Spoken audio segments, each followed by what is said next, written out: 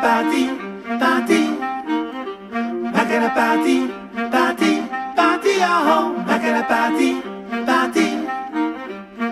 Men la kan jam mon tin fa fa tim si jam chu se ke kuiu.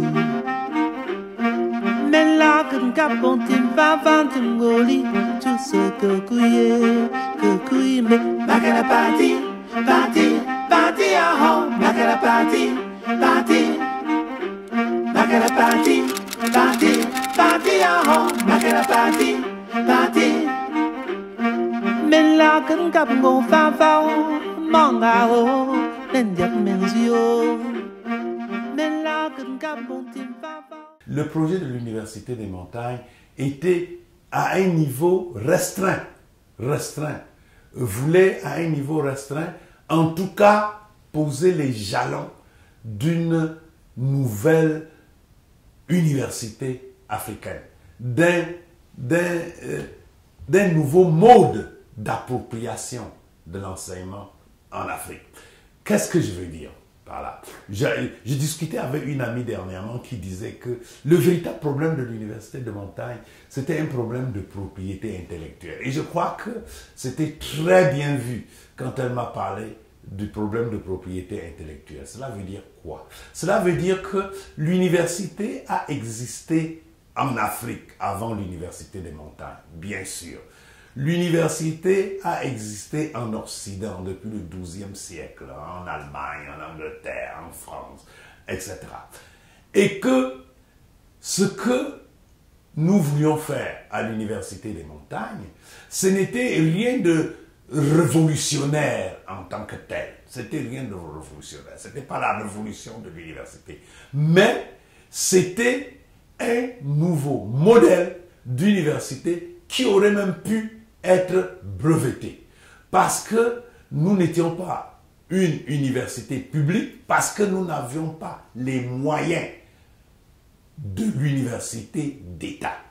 Nous n'étions pas une université qui enseignait toutes les disciplines. Nous voulions nous focaliser sur des enseignements scientifiques et technologiques, quitte à développer, à nous orienter plus tard, à nous ouvrir plus tard vers les sciences sociales appliquées. C'était là le projet. Donc, nous aurions pu, en réalité, breveter notre modèle comme un modèle nouveau pour l'Afrique d'aujourd'hui.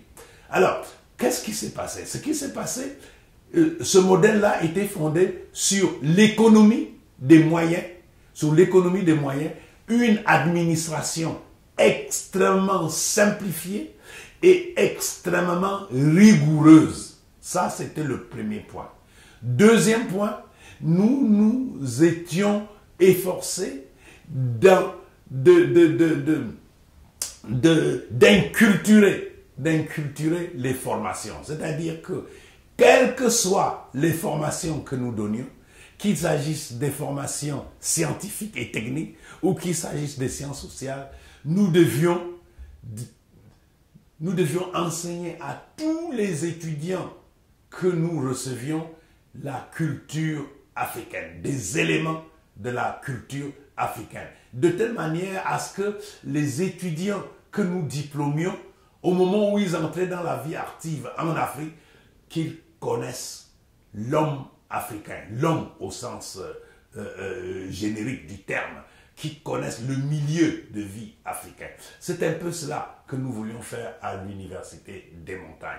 Et de cette manière-là, sur le plan matériel, nous étions limités. Mais nous avions mis au point un système qui nous permettait en fait de nous tirer d'affaire en invitant la diaspora camerounaise, la diaspora africaine installée partout en Occident, en Amérique du Nord, en Europe, dans d'autres pays d'Afrique, à venir donner un coup de main. Et notre message était simple.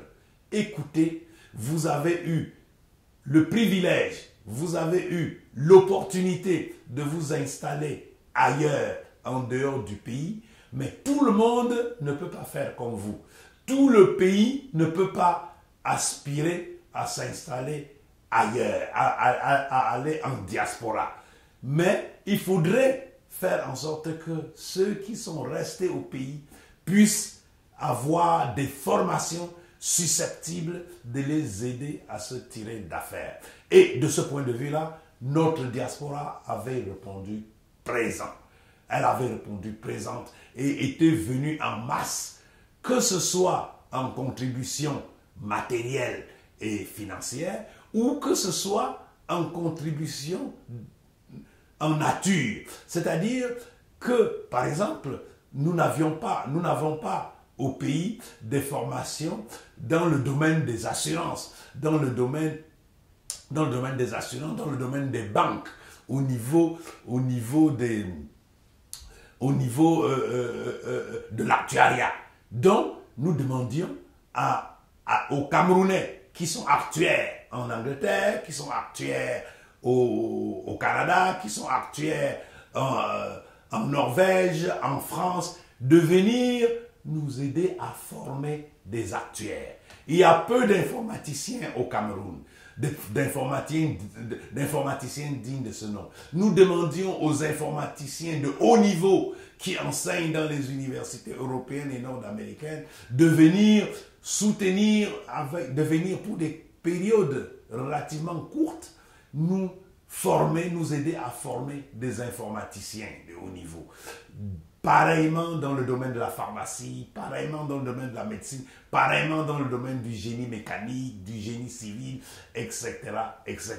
Et notre ambition était même de créer un institut d'études africaines permettant de faire revenir les Camerounais qui enseignaient les études africaines dans de grandes universités en Occident pour avoir une formation de 3e cycle de haut niveau, de manière à avoir sur place des personnes qui pouvaient prendre en charge l'enseignement des études africaines, pas seulement au sein de notre institution, mais au niveau de tous les pays. C'est un peu cela. Donc nous avions organisé de telle manière que notre programme pédagogique, nos moyens financiers, nos moyens humains étaient tout à fait à notre portée. Et nous étions partis de la création d'une société, d'une association de la société civile qui pouvait porter ce projet.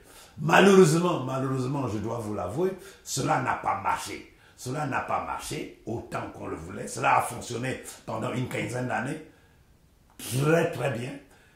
Et nous nous sommes heurtés pendant longtemps à l'opposition du gouvernement parce que le pouvoir ne comprenait pas vers où on voulait aller, parce que tout ce qui n'est pas contrôlé par le pouvoir pense toujours que cela risque de créer un nid de déstabilisateurs.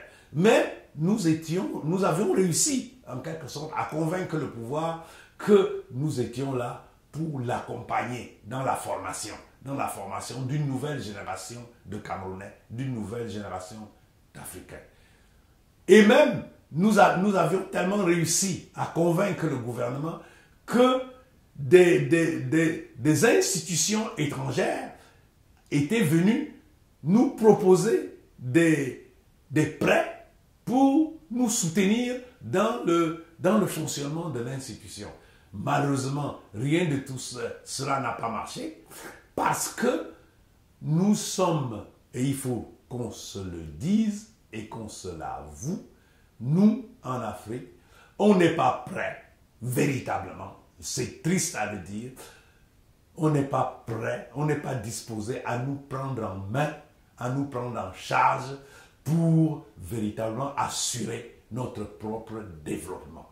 Nombre d'Africains ne sont pas encore conscients de l'enjeu du collectif, de ce qu'il faut faire pour que, ensemble, nous puissions évoluer. Les gens, en quelque sorte, sont trop pressés de se remplir les poches, de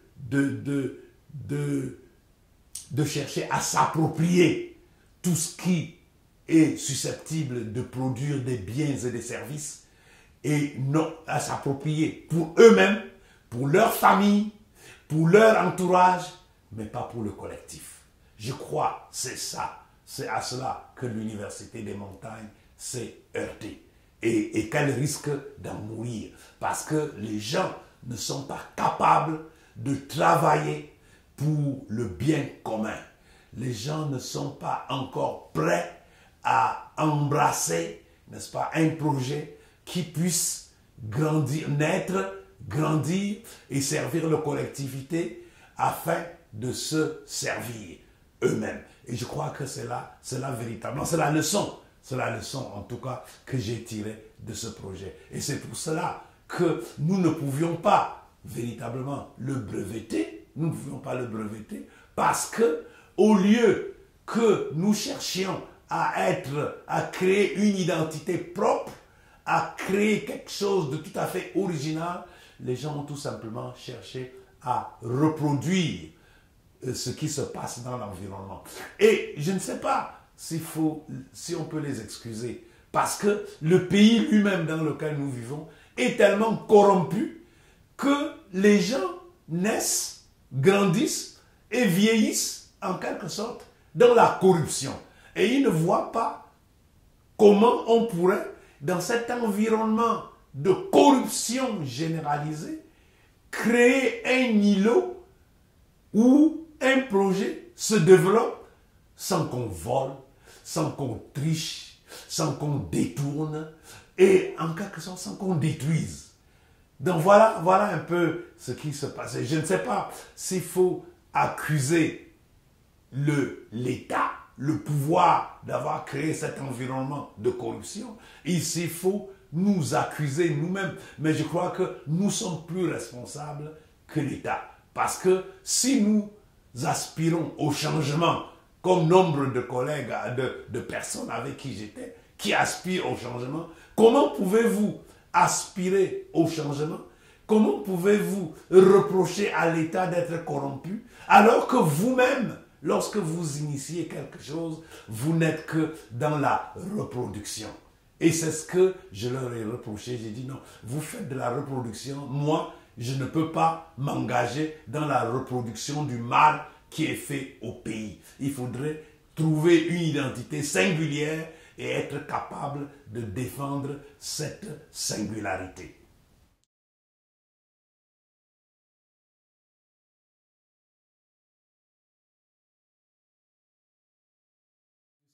L'Université des montagnes est née dans mon salon dans les années 90. Ça, je peux l'avouer. Et je pense que personne ne peut le contester. Parce que nous sommes partis d'un fait très simple. Nous étions en train de faire le bilan de 30 ans d'indépendance, 1960-1990. Et nous nous sommes rendus compte que, en fait, le bilan était globalement négatif. Et donc, en même temps, nombre d'entre nous étaient enseignants à l'université de Yaoundé, qui était l'unique université du Cameroun à l'époque. Et nous nous sommes rendus compte que, avec l'ouverture démocratique, comme je l'indiquais précédemment, avec l'ouverture démocratique, l'État avait décidé de s'aborder l'unique université du pays, de lui retirer les crédits et de faire en sorte que les étudiants qui avaient tendance à adhérer au parti d'opposition n'aient plus les moyens intellectuels de réfléchir sur la société qui les entourait. Alors, j'ai lancé comme cela, comme une boutade, mais en réalité, nous pouvons créer aussi une université. Ce n'est pas si difficile que cela. À l'époque, il n'y avait pas d'université privée au Cameroun. La seule université qui venait de naître, c'était l'université catholique, mais qui est une université romaine. C'est Rome qui avait créé une université catholique à Yaoundé pour une université catholique qu'elle appelle l'Université catholique d'Afrique centrale. Donc c'était une université qui devait accueillir en même temps les Équato-Guinéens, les Gabonais, les Congolais, les Tchadiens, les Centrafricains et les Camerounais. Donc c'était une université inter-État créée par Rome. Il n'y a pas d'autres universités. Mais d'emblée, nous lançons cette idée et nous décidons de mettre sur pied une association de la société civile pour faire fonctionner cette université. Alors, on crée donc cette association et puis on se dit qu'il nous faut des moyens. Ces moyens-là, on ne les avait pas. On ne les avait pas. Et la première chose que nous essayons de trouver, c'était un espace, c'est-à-dire du terrain. Et ce terrain, nous faisons le tour dans la région de l'Ouest, d'où nombre d'entre nous étaient originaires, pour demander aux responsables des communautés de nous trouver du terrain. Ça s'est fait facilement. Parce que le responsable de la communauté du Ndé, à Baganté, nous a offert un vaste terrain de plus de 250 hectares, sans que nous ayons payé un centime. Donc voilà déjà ce qui était très encourageant. Donc du coup, nous décidons d'ouvrir l'université dans ce village-là, en louant des locaux d'une ancienne école abandonnée, qui avait été construite par l'église protestante et qui avait été abandonnée. Et nous louons cette école-là et ouvrons l'université dans ces établissements provisoirement. Pendant ce temps, qu'est-ce qui se passe? Il se trouve que je retourne prendre un poste aux États-Unis et je crois, à mon humble avis, la chance de cette université, parce que mon retour aux États-Unis me permet alors de naviguer sur 3 continents, de partir d'Afrique, du Cameroun, de transiter par l'Europe, d'aller en Amérique, où je travaillais, et en plus, pendant mon temps libre, de circuler, d'organiser des réunions. J'ai organisé des réunions au Canada, j'ai organisé des réunions aux États-Unis, j'ai organisé des réunions en Allemagne, en France, en Belgique, etc., au profit de cette université. Et je faisais campagne auprès de la diaspora camerounaise réunie dans ces pays-là pour leur dire, écoutez, voilà le projet que nous avons en vue, il vous faut contribuer. Il vous faut contribuer de la manière que vous pouvez. Et alors, il s'est créé une association du même type au Canada, il s'en est créé en France, il s'en est créé aux États-Unis. Celle des États-Unis a pu récolter quelques dizaines de milliers de dollars. Celle du Canada a pu rassembler beaucoup de matériel qu'elle a mis dans des conteneurs pour équiper l'institution. Celle d'Europe, d'Allemagne par exemple, a rempli un conteneur d'équipement qui était en train d'être recyclé de l'université Humboldt à Berlin, a mis cela dans un conteneur que nous avons acheminé au Cameroun et qui nous a servi d'équipement pour nos premiers laboratoires. Celle de France est tombée sur un jeune homme qui était très dynamique et qui avait une association qu'on appelait Biagne et qui déjà aidait à faire fonctionner quelques dispensaires au Cameroun et qui s'est donc engagé, qui s'est investi à partir de ce moment-là dans l'équipement de l'Université des Montagnes et a organisé avec l'aide de ses amis français, bien sûr, de ses amis français, il a organisé des conteneurs d'équipement qu'elle a envoyé, cette association a envoyé à Baganté. Et c'est sur cette base-là que du jour au lendemain, en 2-3 ans, nous nous sommes retrouvés être, pour ainsi dire, l'université technologique la mieux équipée du territoire, je dois l'avouer, puisque le gouvernement, le ministère de l'Enseignement supérieur, lui-même a envoyé des inspecteurs sur le terrain pour voir, et ces inspecteurs étaient absolument abasourdis par le type d'équipement qui nous servait à former les étudiants.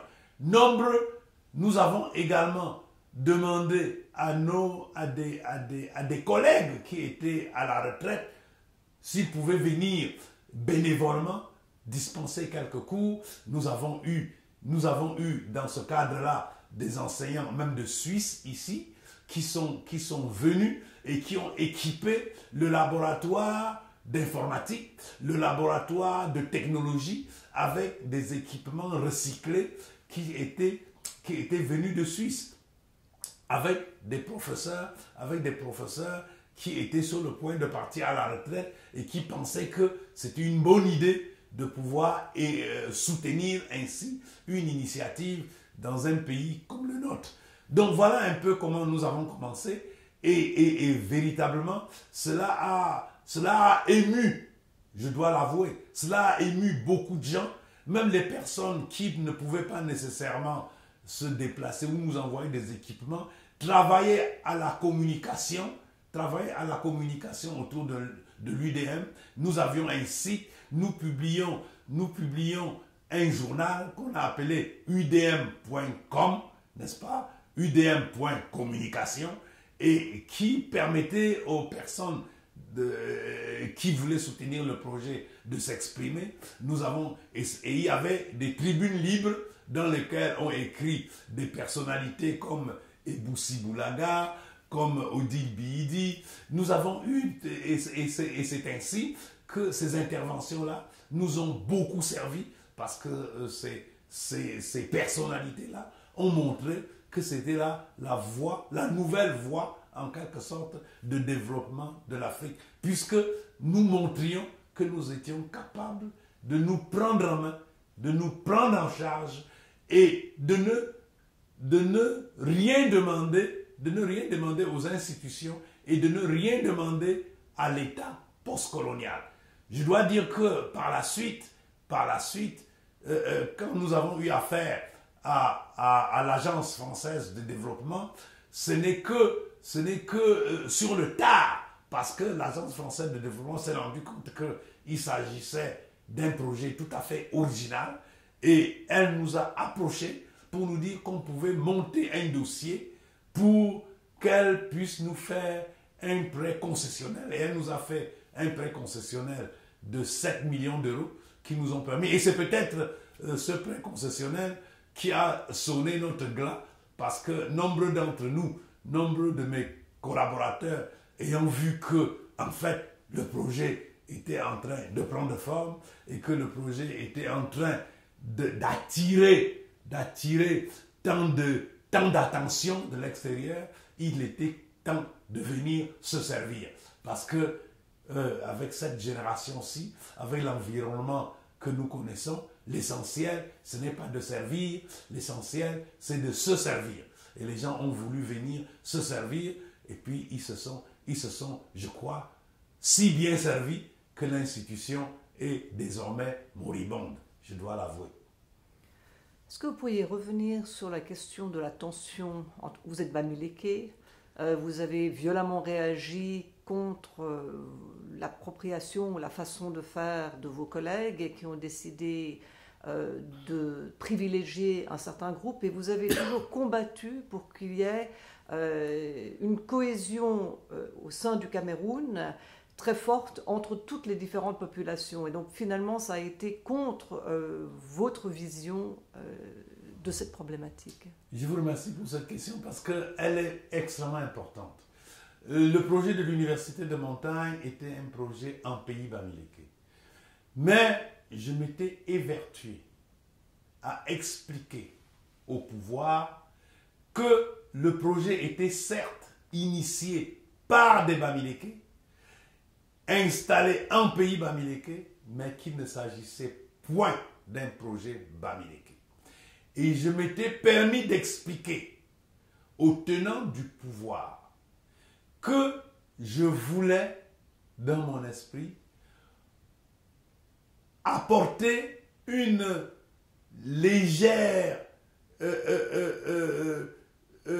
contribution au développement du Cameroun qui avait défini depuis l'indépendance un développement fondé sur l'équilibre régional. L'équilibre régional, qu'est-ce que cela veut dire? Cela veut dire que lorsqu'on fait un concours, lorsqu'il y a 20 places, on repartit les 20 places sur l'étendue du territoire au sein des grands groupes ethniques. C'est-à-dire chaque grand Chaque grand groupe ethnique doit être représenté. Les Bamileke doivent être représentés, les nordistes doivent être représentés, les Beti-Boulou doivent être représentés, les anglophones, etc., etc. Donc, je leur disais, en tout cas, je ne suis pas contre cette politique gouvernementale, mais je voudrais proposer autre chose, fondée sur une expérience qui, moi, m'a frappé.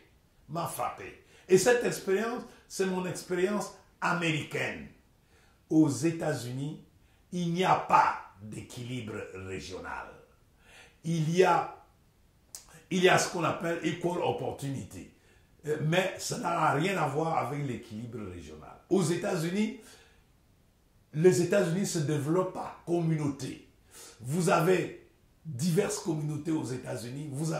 J'ai passé personnellement 15 ans dans une université qui s'appelle College of Holy Cross, qui est une institution et qui se définit comme ayant une identité irlandaise. Elle ne s'en cache pas. Mais ce n'est pas une université pour les Irlandais. C'est une université américaine, mais de culture irlandaise, qui accueille tout le monde. Vous avez des universités qui sont juives. Vous en avez plein dans la région de Boston, qui sont juives. Elles se définissent comme juives. Mais ça ne veut pas dire que c'est une université réservée aux juifs. Ça veut dire qu'elle a une identité juive, mais elle est ouverte à tout le monde. Voilà un peu ce que j'avais expliqué aux tenants du pouvoir. Et j'étais en train de l'expliquer à mes collègues et à mes collaborateurs, mais je crois qu'il faut beaucoup de temps pour que les gens comprennent cela, parce que moi-même, je dois l'avouer, il m'a fallu du temps aux États-Unis pour comprendre qu'en réalité, c'est une méthode qui fonctionne, n'est-ce pas? Quand vous êtes à Brandeis University dans la région de Boston, n'est-ce pas? On vous dit c'est une université juive. Et elle affirme sa judéité. Et je le dis pourquoi? Je le dis parce que quand j'étais jeune enseignant, les premières années, quand j'étais jeune enseignant aux États-Unis, j'avais enseigné dans une école juive. Quand je dis école, c'est des écoles primaires. J'avais enseigné le français dans une école primaire juive, mais c'est des écoles totalement fermées. Mais ça ne les empêche pas d'être américains. Ça ne les empêche pas de recevoir des enfants qui ne soient pas juifs d'origine, etc.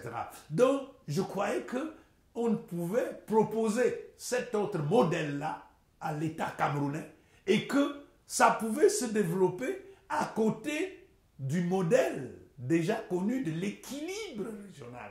Et ce modèle d'équilibre régional, et que ça pouvait se compléter. Et qu'à la longue, on allait voir, c'est lui qui allait le mieux marcher. Et donc, en même temps, et c'est pour ça que j'ai parlé à juste titre de propriété intellectuelle, c'était véritablement, l'université de montagne était véritablement un tout et qu'on pouvait à la longue breveter comme un modèle de développement économique en Afrique, de développement économique, social, culturel, intellectuel en Afrique. Et je crois qu'il est dommage que cela n'ait pas évolué, que cela n'ait pas réussi, mais je crois qu'il s'agit simplement d'une parenthèse. Espérons que les générations futures pourront ressusciter ce modèle-là et le faire marcher. C'est du moins mon espoir.